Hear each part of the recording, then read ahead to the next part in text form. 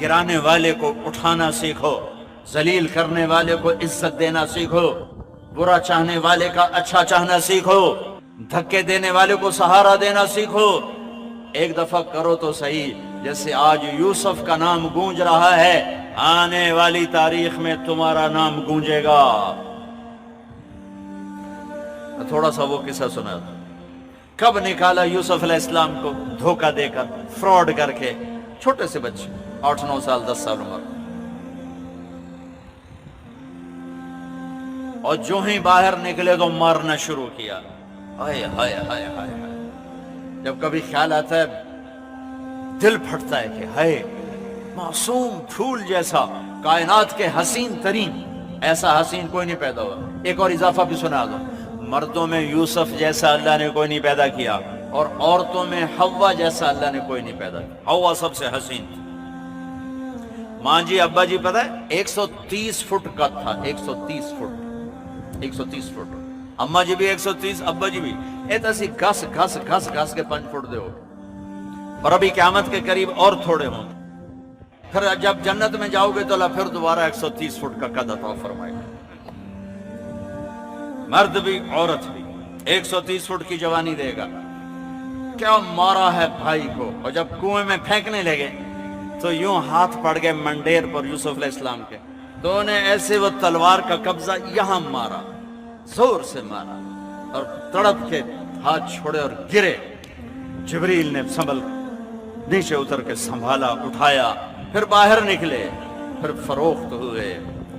وَشَرَوْهُ بِثَمَنٍ بَخْسٍ دَرَاهِمَ مَعْدُودَةٍ وَكَانُوا فِيهِ مِنَ الزَّاهِدِينَ۔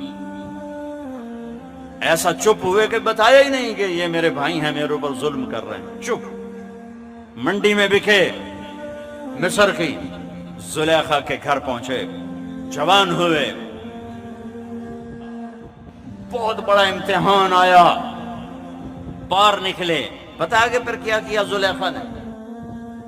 الزام کو ٹھوک دیا اور منہ کالا کیا، گدھے پہ سوار کروایا، اور پورے شہر میں چکر لگوایا، اور پیچھے ایک آدمی ڈھول بجاتا ہوا اعلان کر رہا تھا، ھذا جزاء من خان سیدہ، یہ جزا ہے اس نوکر کی جو اپنے مالک کے ساتھ بددیانتی کرے۔ برداشت کیا، پھر 9 سال جیل کاٹی، برداشت کیا۔ ایک خواب کے ذریعے سے تخت پہ بٹھایا اور بھائیوں کو ذلیل کر کے سامنے کھڑا کر دیا۔ یوسف علیہ السلام نقاب رکھتے تھے، ایسے چرانے کھولتے تھے، کوئی فتنے میں نہ پڑ جائے تو نقاب ہوتا تھا۔ جب بھائی آئے تو فَعَرَفَهُمْ وَهُمْ لَهُ مُنْكِرُونَ، یوسف علیہ السلام نے تو پہچان لیا، انہوں نے نہیں پہچانا۔ ان سے کہنے لگے کہ جب تم اگلی دفعہ آؤ نا تو فَاتُونِي بِأَخٍ لَكُمْ، تو اپنے بھائی کو لے کر آنا، مِنْ أَبِيكُمْ، جو تمہارا ہے نا ستیلا بھائی، اس کو لے کے آنا۔ فَإِن لَمْ تَأْتُونِي بِهِ فَلَا كَيْلَ لَكُمْ عِنْدِي وَلَا تَقْرَبُونَ، اگر وہ نہ آیا تو میں تمہیں غلہ نہیں دوں گا۔ بیچ ایک بات اور بتاؤ، صبر یوسف، 9 سال کی قید کوئی آسان نہیں۔ بادشاہ کو خواب آتا ہے، خواب کی تعبیر ان کے ایک ساتھی کو یاد آتی ہے کہ یوسف نے خواب کی تعبیر، تو یوسف کہتے دفع ہو جا، مجھے قید کرتے ہو، میں تمہیں تعبیریں بتاؤں، جو نہیں بتاتا۔ یہ تھا یوسف علیہ السلام کا معاملہ، جو ایک بشری تقاضا ہے، میں نہیں بتاتا۔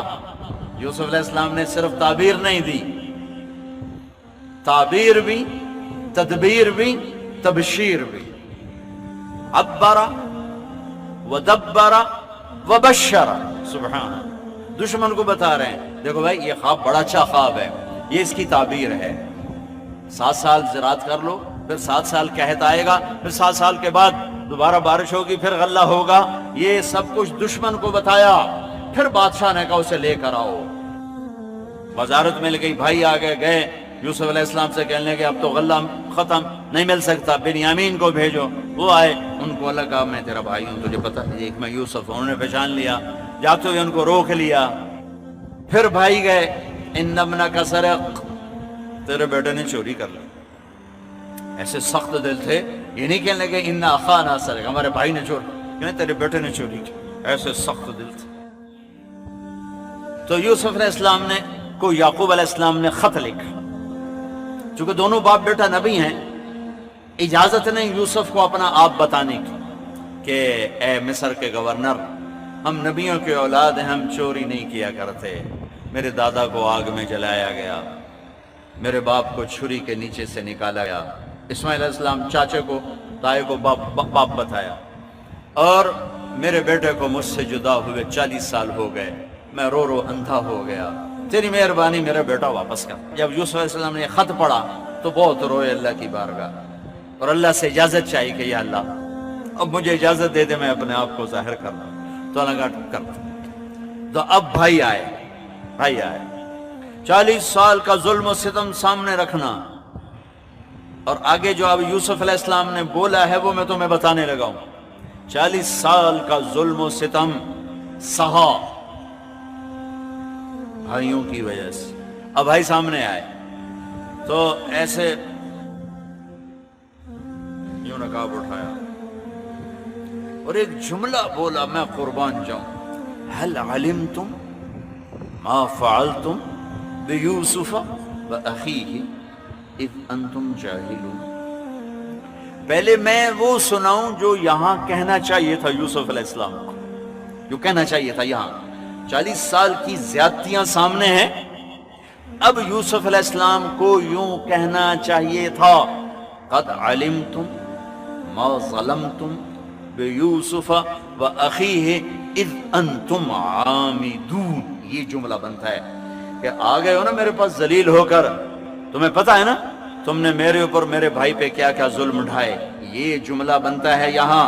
لیکن قربان جاؤں حسن یوسف، خلق یوسف، کہتے ہیں هل علمتم، آپ کو تو میرے خیال میں یاد نہیں ہوگا، اس لیے کہ بات ہی بڑی معمولی تھی، اور معمولی بات تو یاد ہی نہیں رہتی۔ واہ یوسف میں تیرے قربان۔ حل وہاں بولا جاتا ہے جہاں بولنے والے کو یہ یقین ہو کہ سننے والے کو پتہ نہیں۔ میں کہوں بھائی نہیں بٹ صاحب آپ کو پتہ چلا، یہ آپ کو پتہ چلا میں کہاں بولتا ہوں جہاں مجھے یہ یقین ہوتا ہے کہ رانجھا صاحب کو پتہ نہیں میں کیا کہنے لگا ہوں۔ آپ کو پتہ چلا حضرت جی، مولانا صاحب آپ کو پتہ چلا، یہ ہمارا اردو محاورہ ہے، عربی میں حل ہے، حل حل۔ سبحان یہاں حل نہیں آنا چاہیے، قد آنا چاہیے تھا۔ کہنے لگے حل علمتم، وہ آپ کو پتہ چلا، آپ کو پتہ چلا، کن کو کہہ رہے ہیں؟ جنہیں تلوار کے قبضے انگلیوں پر مارے تھے، آپ کو پتہ چلا۔ لیکن آپ کو تو غالباً یاد نہیں ہوگا، اس لیے کہ معاملہ ہی بڑا چھوٹا سا تھا، ایویں معمولی سا واقعہ تھا۔ ما فعلتم، فعل عربی زبان کا کمزور ترین لفظ ہے، اگر اس سے کوئی کمزور لفظ ہوتا تو یوسف وہ استعمال کرتے۔ اس لیے میں کہہ رہا ہوں یہ الفاظ کا ترجمہ نہیں کر رہا ہوں، جو صورتحال ہے اور جو یہ پورا جملہ ایک تصویر پیش کر رہا ہے میں اس کا ترجمہ کر رہا ہوں۔ میرے بھائیو آپ کو تو یاد نہیں ہوگا، اس لیے کہ بات ہی بڑی چھوٹی سی تھی، فعلتم۔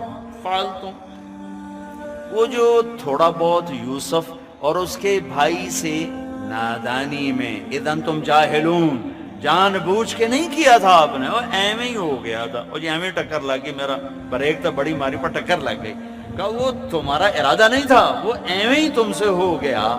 تو کچھ یاد ہے؟ میرے خیال میں آپ کو تو یاد نہیں ہوگا، کوئی یاد ہے؟ کوئی پتہ ہے؟ ہائے ہائے ہائے ہائے، ابھی میں اس آیت کا حق ادا نہیں کر سکا، جو نے اس معاملے کو ہلکا کیا ہے نا، سبحان اللہ۔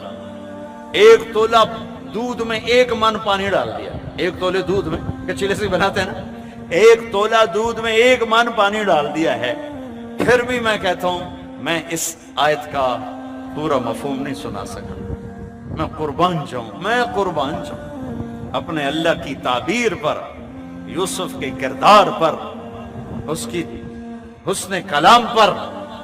کوئی ایسے کہتا ہے کسی کو خالی یوں دیکھ لو تو موت تک نہیں، تو میں نے اینج ویکھے آئی، وہ مرتے دم تک نہیں بھلاتا۔ یہاں سرے بازار بک رہے، کنویں میں گر رہے، زنا کی تہمتیں لگ رہیں، جیل کی بھٹی میں سلگ رہے، اور کہتے ہیں هل علمتم، آپ کو تو شاید پتہ نہیں ہوگا، وہ کچھ تھوڑا بہت ایویں ہی غلطی سے ہو گیا تھا، آگے جو اللہ نے یوسف کے بھائیوں کا سنایا ہے نا وہ کمال کر دیا۔ اِنَّكَ لَأَنْتَ يُوسُف، اِنَّكَ لَأَنْتَ يُوسُف، یہ تھوڑے کا اِنَّكَ لَأَنْتَ يُوسُف، پہلے تو بے دھیانی میں کھڑے، جب یہ جملہ آیا نا سر پر تو ایک دم خواب یاد آیا کہ یوسف نے خواب دیکھا تھا، تو ان کی ایسے آنکھیں پہلے یوں کھڑے پھر یوں دیکھا، پھر اس کے بعد خوف، گھبراہٹ، حیرت، پریشانی، سزا کا ڈر، معافی کی امید، معافی کی امید، اپنے اوپر پشیمانی، یوسف کی عزت کا احساس، یہ کتنے مختلف جذبات ہیں، مختلف جذبات ہیں، امید بھی ہے، خوف بھی ہے، ڈر بھی ہے، اور درگزر بھی ہے، اور حیرت بھی ہے، پشیمانی بھی ہے، گھبراہٹ بھی ہے، اور اطمینان بھی ہے، یہ سارے مختلف جذبے جو میرے رب نے کہا اِنَّكَ لَأَنْتَ يُوسُف، اب انہوں نے پتہ نہیں کیسے کہا ہوگا لیکن میں لفظ سے مطلب نکال رہا ہوں، مجھے لگ رہا ہے یوسف کے بھائی میرے سامنے کہہ رہے ہیں۔ قرآن اللہ کی قسم جب کوئی واقعہ لاتا ہے تو یوں لگتا ہے جیسے آنکھوں کے سامنے ہو رہا ہو، جیسے ٹی وی والے سکرین پہ دکھا دیتے ہیں لگتا ہے ہمارے سامنے ہو رہا ہے، ایسے قرآن یوں دماغ کی سکرین پر لے آتا ہے کہ وہ ہاں میں دیکھ رہا ہوں یوسف کے بھائی کیا کر رہے ہیں۔ تو اب دور والوں کو تو پتہ نہیں نظر آیا نا، تم قریب والے دیکھو نا کہ یوسف کے بھائیوں نے کیا کیا، آنکھیں پھٹی، منہ کھلا، اِنَّكَ لَأَنْتَ يُوسُف، اِنَّكَ لَأَنْتَ يُوسُف، پھر بھی میں نہیں ادا کر سکتا۔